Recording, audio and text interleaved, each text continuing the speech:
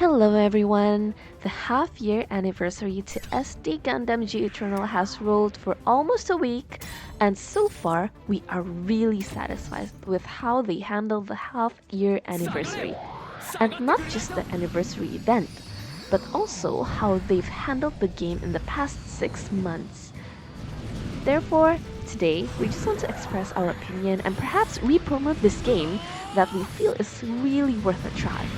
Especially now.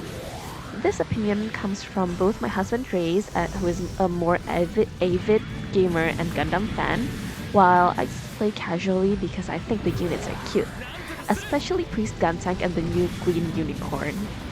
Of course, this video is more aimed towards new players who might want to return to the game, and also people who have never tried the game before.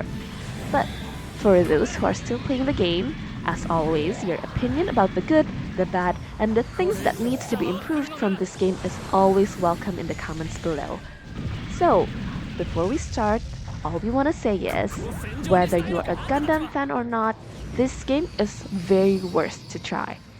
Especially if you like turn-based tactical game, or if you're looking for a gacha game that does things differently than the common big names that we often hear in the past few years. Alright, so SD Gundam G Generation Eternal, or G Eternal for short, is a game that uses the system of long-running G Generation game series. Generally, you play by moving mobile suits via grids and perform certain actions. You might know this system in other games such as Fire Emblem and Final Fantasy Tactics. As you can see here, it gives you the animation of the attack move used by the mobile suit.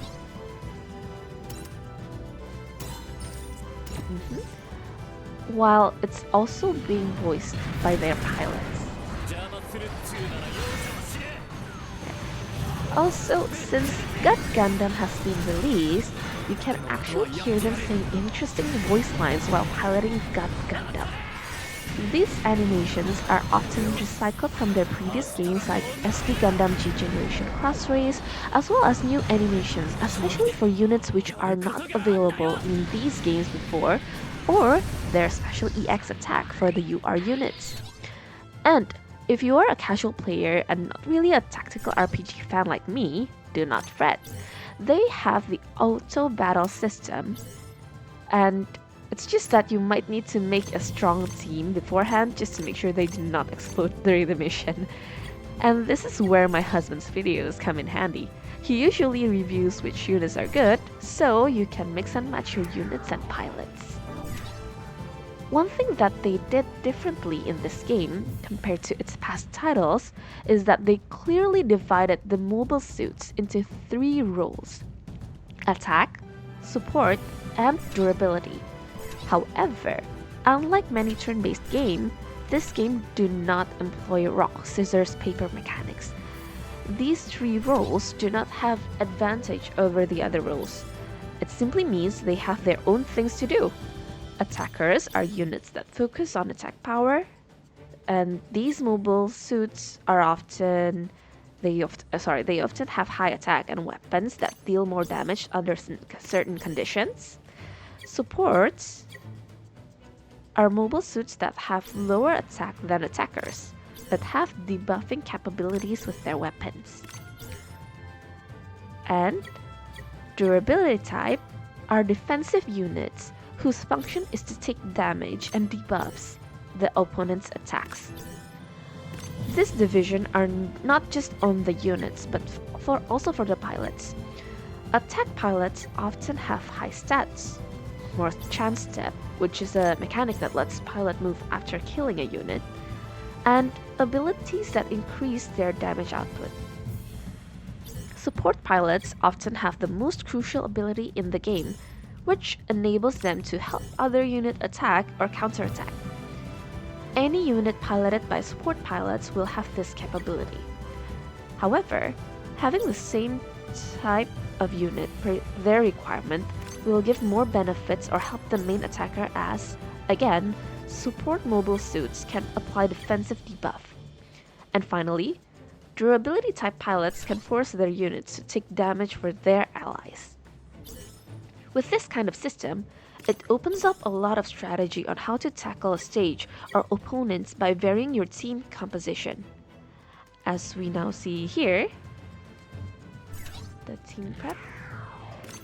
Yeah, the team prep menu.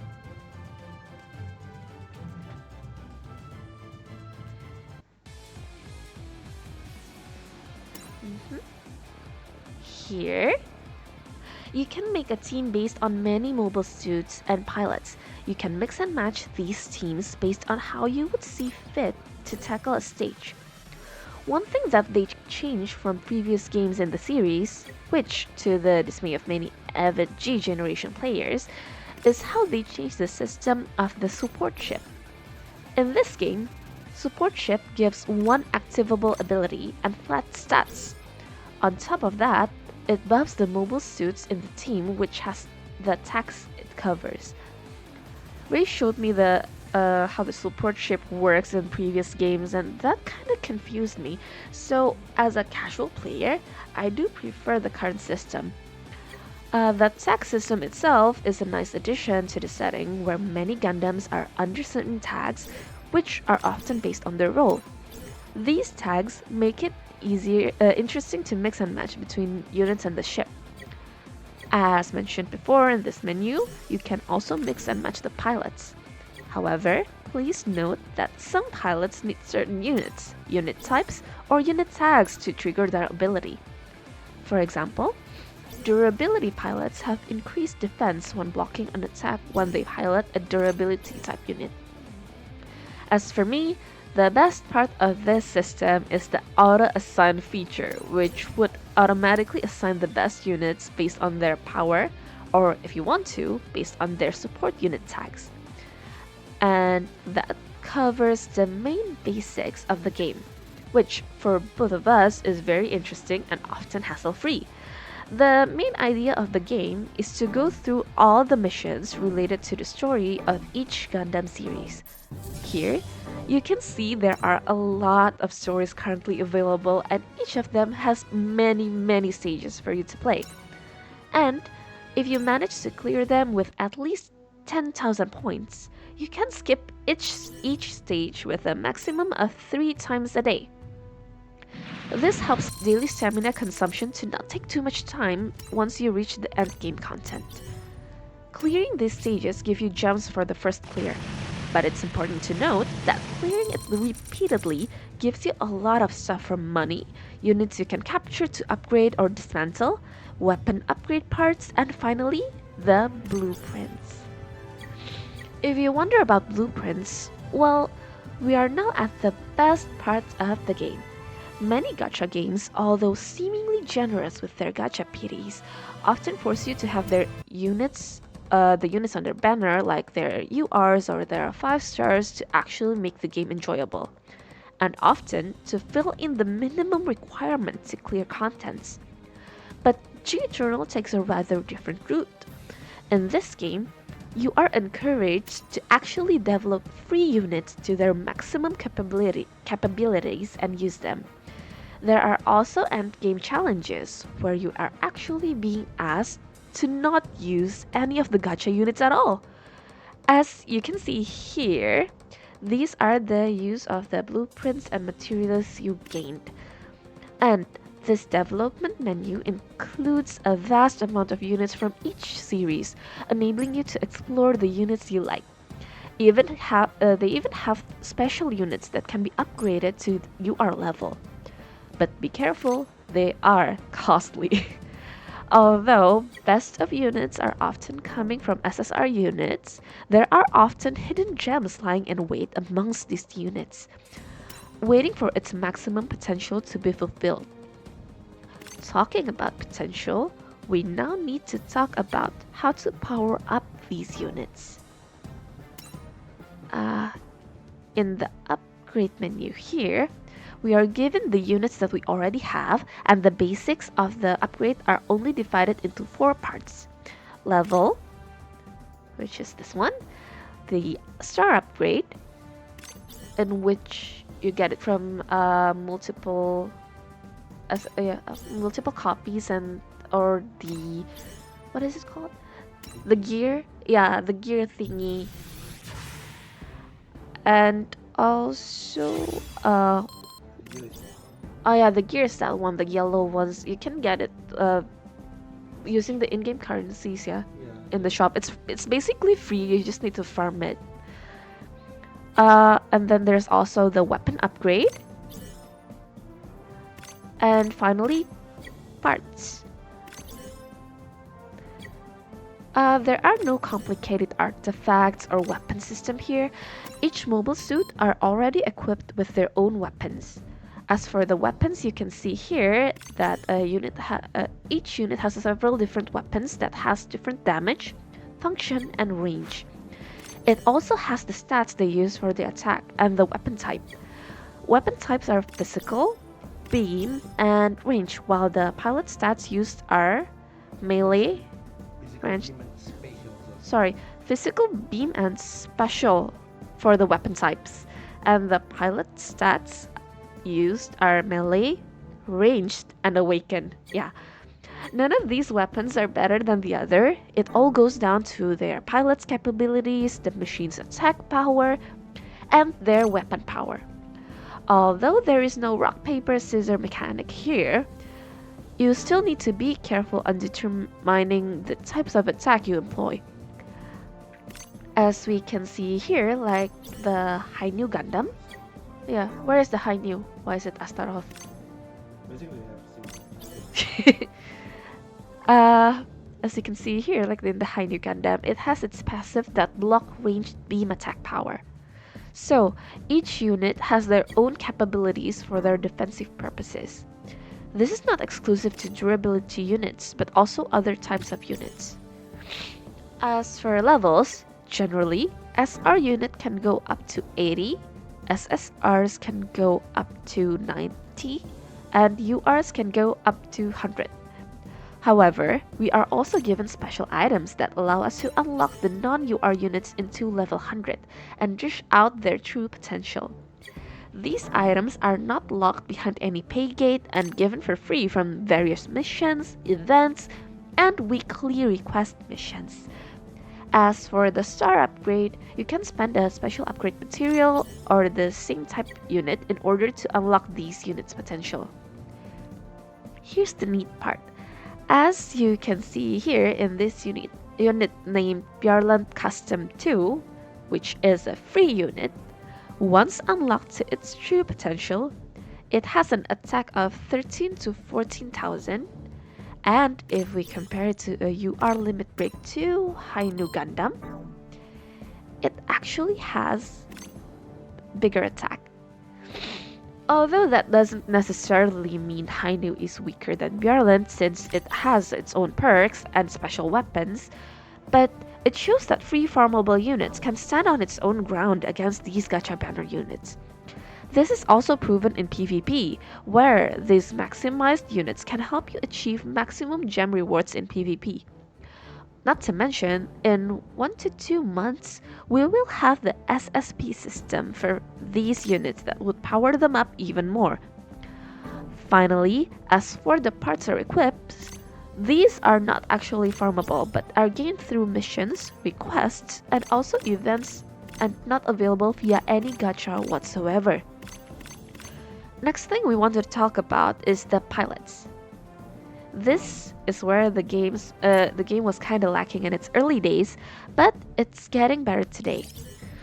Early on, the UR pilots are extremely important.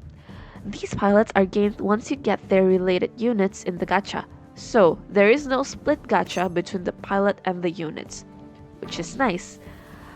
Recently, we are getting more and more good free pilots from events, which helps a lot with the diversity of gameplay without worrying too much on getting the pilots from the gacha. And also, soon we will be able to SP100 these pilots, so it would make them much stronger. And finally, for the supporter ships, we can get them from shops and events. Unfortunately though, we would still need to go for the gacha to get the UR support ships. And now we venture into the dreaded part of the game, the gacha system. The gacha is divided into standard pool and the banner gacha. All of the standard pool are included in the banner gacha. The banner gacha itself also includes some non-limited unit from previous banners at lower rate. Also, as of current, due to the half anniversary event, you can do some missions and get login bonuses in order to get 46 pulls for free with guaranteed at least 2 UR units. We have seen some of our friends who actually got more than 2 UR units in this banner. And this banner also includes all the standard and non-limited units. The gacha system of J Eternal is similar to the gacha system of many Japanese gacha games like Uma Musume. You need a 200 pull to redeem the unit that you want. And also 300 pulls, I believe, for the support ship. Yeah.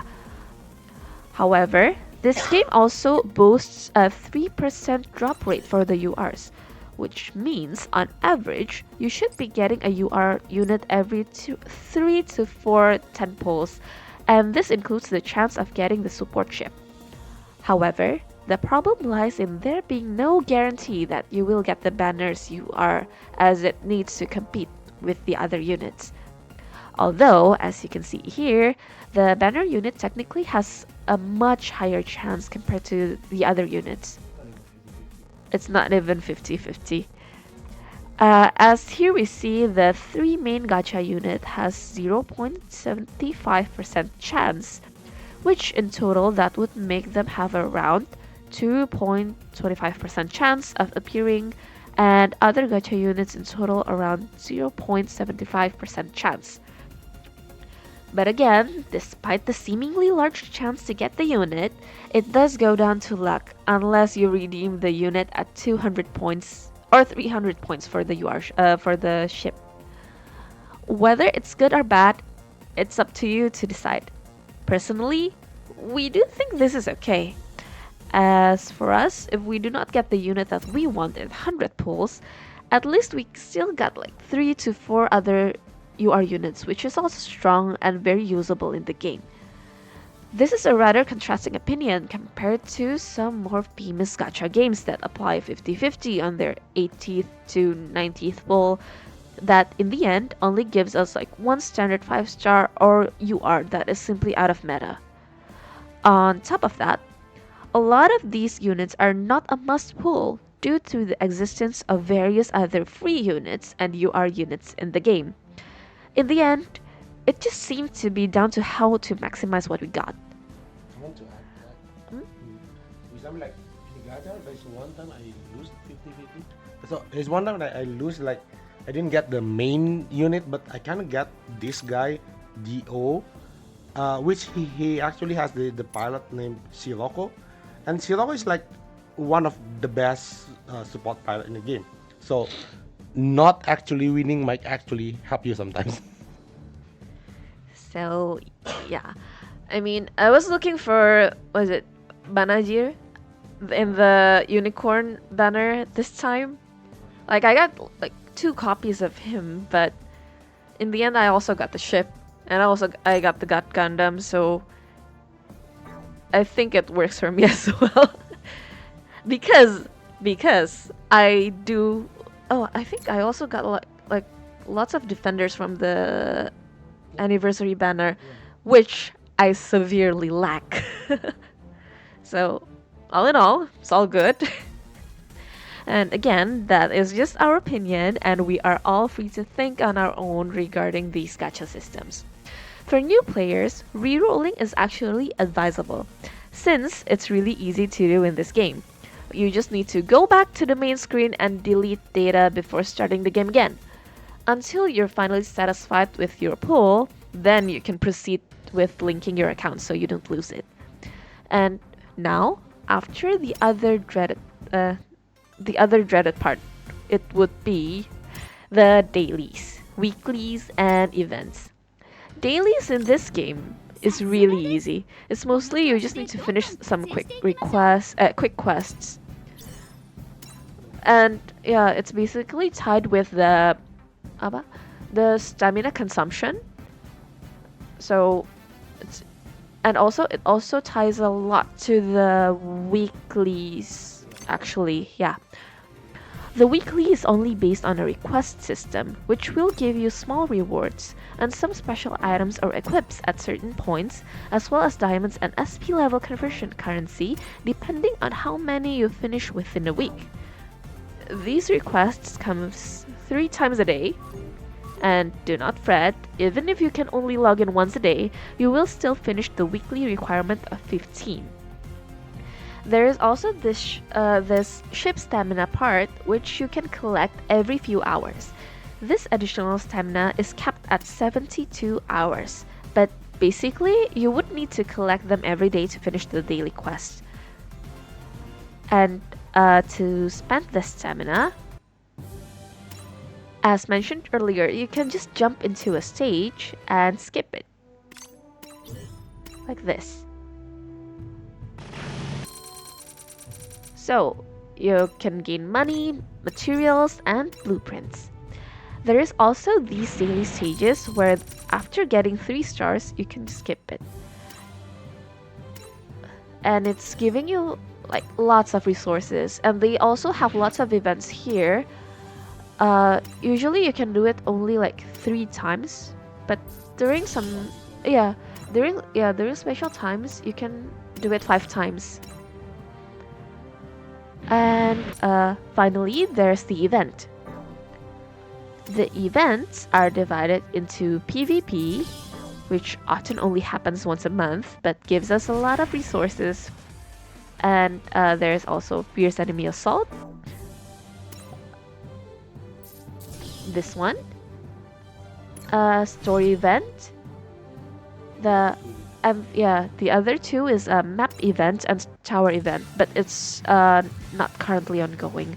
The story events and Fierce Enemy Assault consume stamina, while other events either don't consume stamina or have their own trial limits per day. Fierce Enemy Assault is just fighting against strong enemies, and you get to farm their equipments and also the unit itself.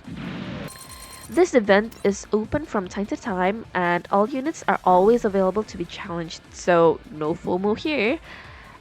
Story events are a mix of story missions like normal and boss battle. This consumes stamina and also often gives strong units, parts, and normal banner pull tickets. So they all development diagram. Oh yeah, they also have their own development diagram, so don't be like me. Do not forget to develop the units. I forgot to develop one of them, so it's not like in its full star upgrade. So older story events are not available currently, but they are planning to let it be playable by those who missed it in the near future. The map event and tower event are not listed here for now as it's currently not ongoing, but it features a wide variety of stages and does not use the standard stamina. Previously, there were tons of rewards from these stages, including gems, SP100 items, equips, and even a unique UR unit, which is this Lacus Klein pilot. And finally, the PvP features a system where you are auto-battling against a set of defensive team from other players. There is no live battle, so mostly you would be able to reach far into the stages and get the most of the rewards. The PvP is interesting in the sense that you can mix and match your team down to its deployment position. That could affect the outcome very differently. Also, every season has their own tags of units that got buffed. These events are rolled around 1.5 to 2 weeks to each other, and for PvP, it always happens at the end of the month for 7 to 10 days. And so, yeah, that's the upcoming. Yeah, and so that's all we have to say about the game.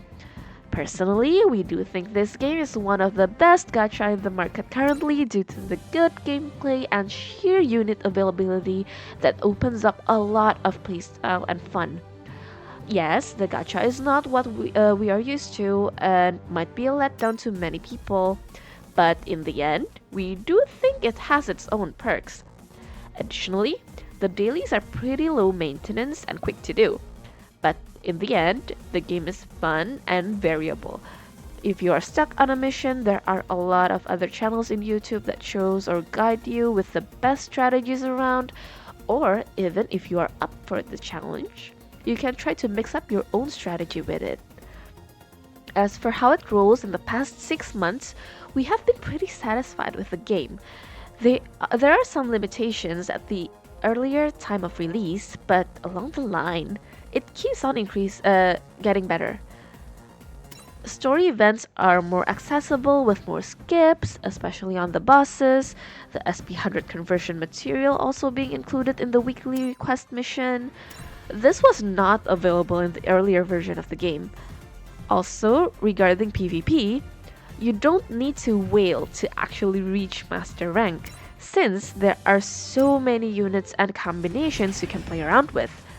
Earlier in Season 0, they only give like 25% to 30% buff to the units under the specified tag of the season, which caused the players with certain supporterships to get a lot of advantages.